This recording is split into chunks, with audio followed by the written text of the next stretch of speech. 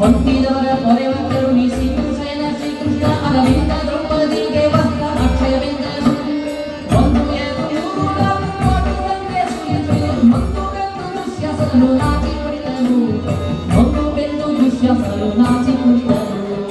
ಅಂಗನೊಲಿದ ನಮ್ಮ ಕೃಷ್ಣನೊಲಿದ ಅಂಗವೇ ದ್ರೌಪದಿಗೆ ವಸ್ತ್ರ ಅಕ್ಷಯವೆಂದನು.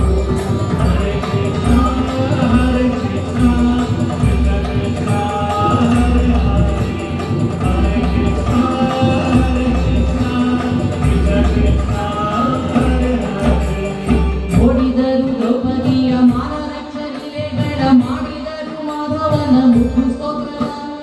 ಮೂಢ ಗೌರವನ ಕೂಡ ಮಾಡಿ ದ್ರೌಪದಿಯು ಎತ್ತವಾಡಿ ತನ್ನ ಪತಿಗರೈವರ ಗೆದ್ದಳು.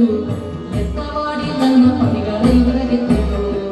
ಅಂಗನೊಲಿದ ನಮ್ಮ ಕೃಷ್ಣನೊಲಿದ ಅಂಗನೇ ದ್ರೌಪದಿಗೆ ವಸ್ತ್ರ ಅಕ್ಷಯವೆಂದನು.